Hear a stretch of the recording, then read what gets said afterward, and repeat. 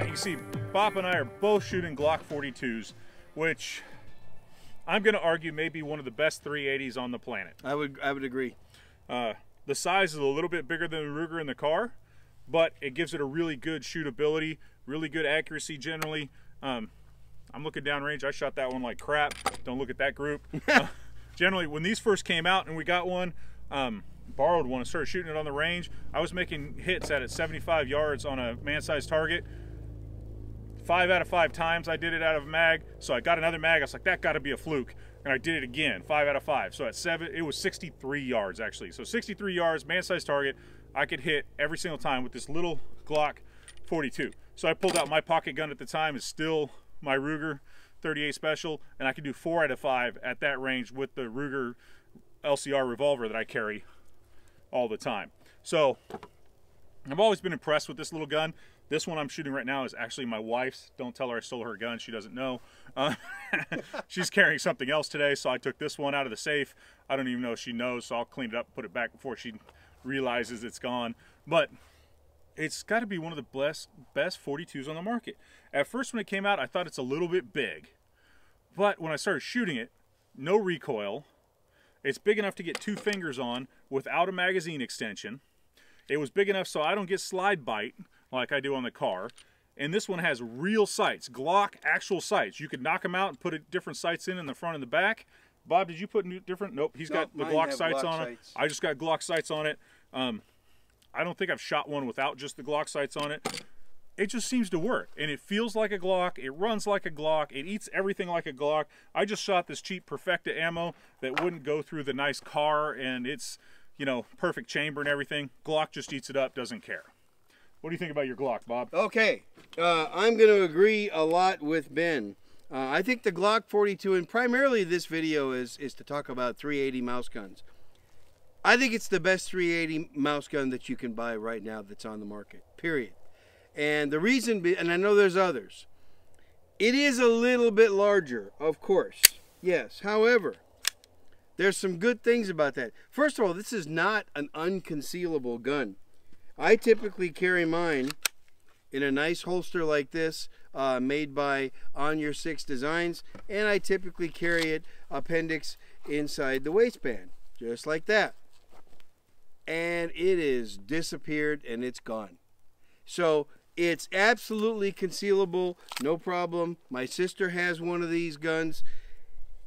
Everybody that I have ever heard that owns a Glock 42 and shot it, they say it's awesome. I've never heard anybody say, oh, I don't like the way it shoots. Even Ben, who typically gets slide bite with Glocks, doesn't get it with the Glock 42.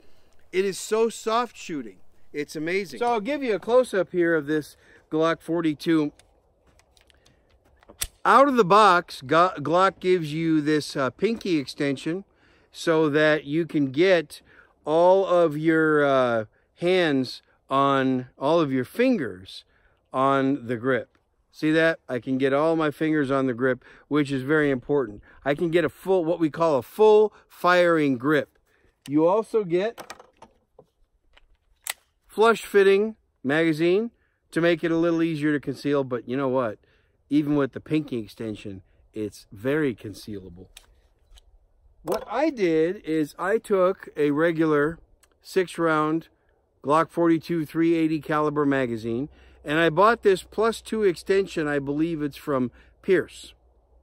And I've turned it into a 9-round pistol. I got 8 in the mag and 1 in the chamber.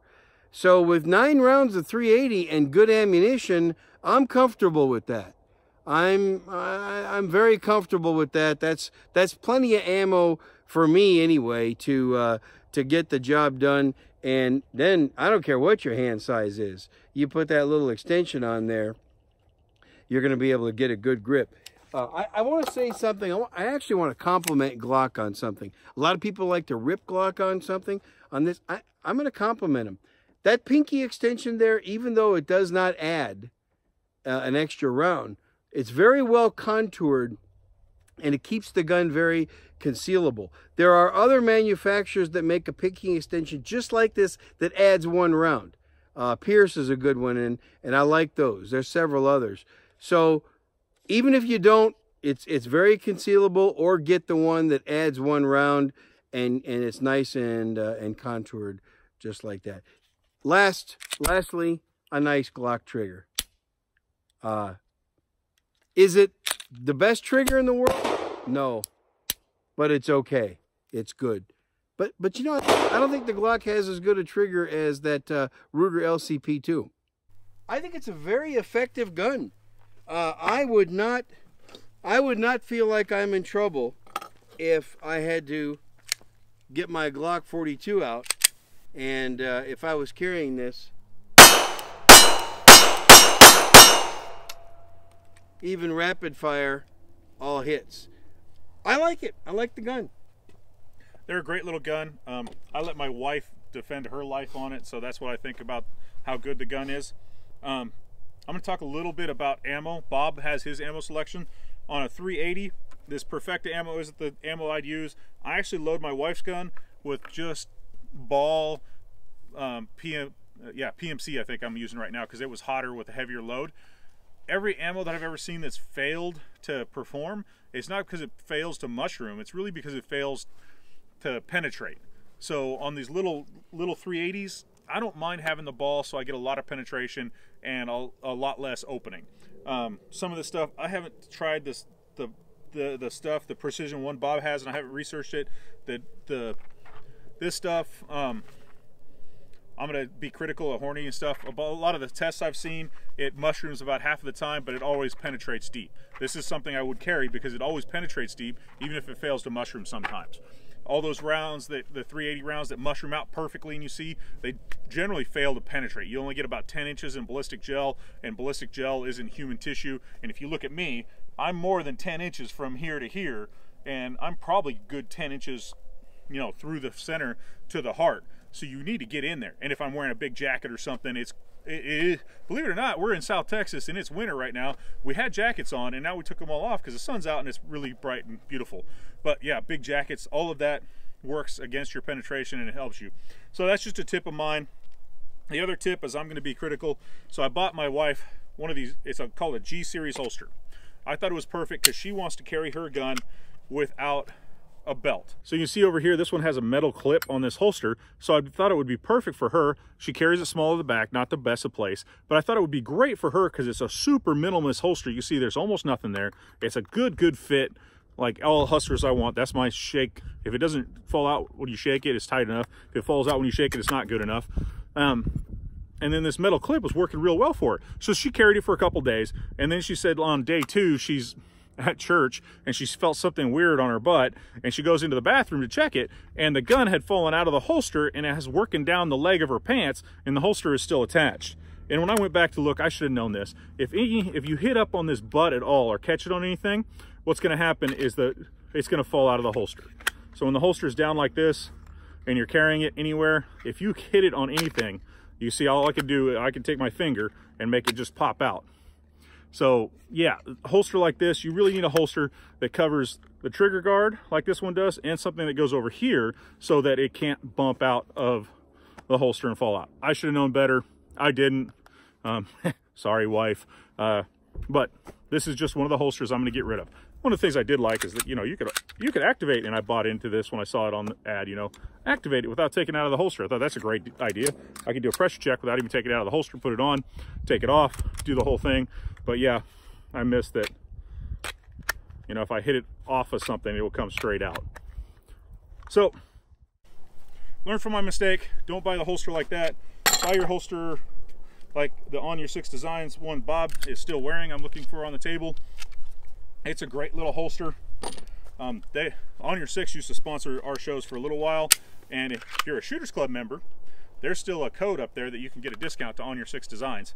Cool little holsters, easy. They're just simple. They work perfect, exactly like they should. No problems. I'm probably going to buy my wife one of these and see if I can get him to make me a different clip that'll work with her I don't want to wear a belt kind of paranoia. Anyways, that's our 380s. That's what we're here to talk to about the Glock. If you need to learn more about how to shoot faster, how to shoot better, you can't get to a training class, do the next best thing, go to shootersclubmembers.com. That's our site that we run, our membership site, and it's all how-to videos. Here is more gear reviews, overall stuff. Over there, just how-tos, that's it. And you can learn tons of stuff over there.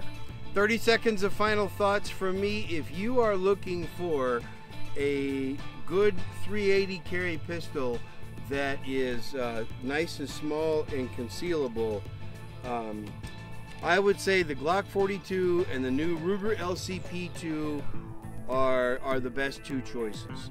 Based on our shooting and our testing today, I think I got this LCP2 for around $329 or $339, very affordable, and I think the Glock was about $479 or $489.